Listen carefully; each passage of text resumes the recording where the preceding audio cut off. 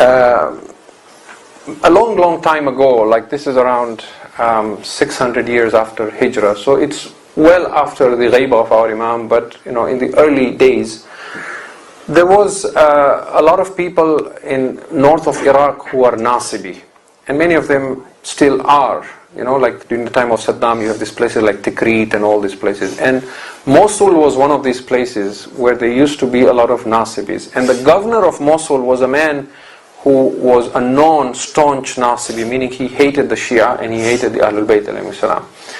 And him and his wife did not have any children, so they made a nadhr. And the nadhr they made is that if Allah blesses us with a child, then we will kill a Shia. We will get this child to kill a Shia. This was the level of their hatred.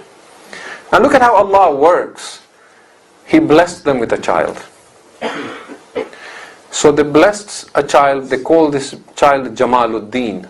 He was known as Jamaluddin al-Musili. And he grew up, fine young man, the son of the governor of Mosul and so on. When he reached his early 20s and he was now all, ready and built, his mother said to him, my son, you were born by the barakah of Allah, because we made another that if He blesses us with a child, you will kill one of these Rafidis. So now you have to go fulfill our another, go kill one of the Shias. So he thought about it and says, where will I find a Shia to kill? He said, the best way is to get them when they go to Karbala, because they all go for ziyarah to Karbala. So he came south from Mosul and he sat at a crossroad where the qafila, the caravans, because in those days they would travel with camels, right, and horses and so on. So he was waiting for a qafila of Shia to come so he could attack them. He had a dagger. The first night nobody showed up. Second night nobody showed up. This is a documented true story. Because this man, when he converted Jamaluddin al-Musili, he became an alim amongst the Shia. This is his own story. The third night, as he sat there, he saw a caravan approaching from a distance. He saw a qafila. He said, this must be a group of Shias coming back from Karbala, heading in a different direction. I will get them there. He waited, but the caravan was moving very slowly, and suddenly he was so tired, he felt drowsy, he fell asleep. The qafila came, they passed by him at the fork of the road, and they went on. They moved away. When he woke up, he realized, I missed them. This was my opportunity to kill a Shia. And all that he saw was he was covered in dust, because when the qafila passed, with their horses and all that, ghubar, they were covered, he was covered. So he went back very disappointed that he missed killing them. He slept that night. He says, when I slept at night, I had a dream that it was the day of judgment. It was Yawmul Qiyamah. And somebody announced and said, bring all the Nasibis for the fire of Jahannam. And he says, we were all brought to the fire and I was one of them. And he says, they started throwing all these enemies of Ahlul Bayt in the fire, and they took hold of me, the angels. And I was screaming with fear, and they threw me in the fire, but the fire threw me back out again. So he says, now he is reporting this. He says, the angels in my dream asked the fire of Jahannam, Ya naru Jahannam, he is a Nasibi. Why do you not burn him? And the fire says, we cannot burn him because he is now covered with the dust from the Zaware Hussain. He is now covered with dust from the Zaware of Hussain.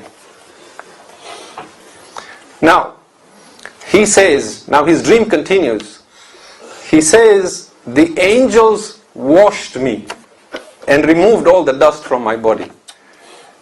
And then they threw me back again in the fire, and the fire threw me out again. And the angels asked the fire and said, why do you not burn him now? We have removed all the dust of the Zaware of Hussain. And the fire said, but some of the dust has now entered his heart. He has now developed a love for Hussain. And because of that, we cannot touch him. When he woke up, he was a changed man, and he realized his parents were wrong. So he converted and became a Shia. He was a poet. He went to Najaf, he studied Islam, he became an alim. Then he went for ziyarah of Hussain, and he composed a couplet which is written on the dhari of Hussain.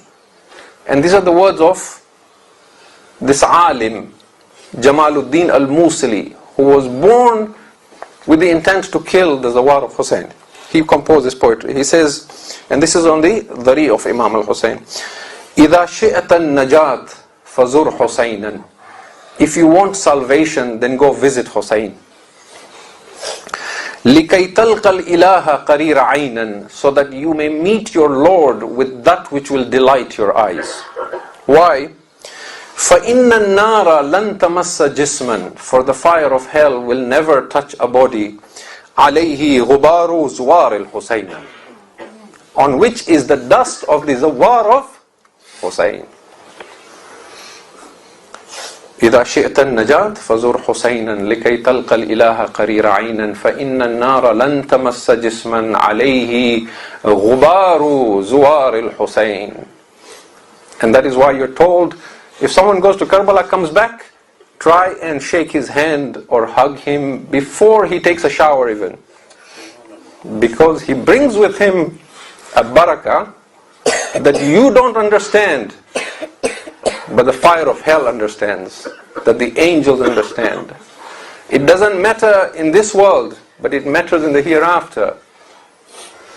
And we are told in hadith that no matter how spiritual you become in life, if you die without ever going for ziyarat of Hussain, this will be one of the sources of your regret on the Day of Judgment.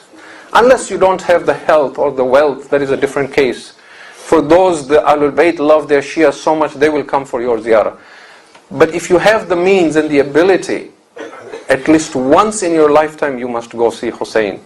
Because the maqam of the Za'ir of Hussain on the Day of Judgment is completely different from anyone else. It doesn't matter how great an alim he is or what his level and his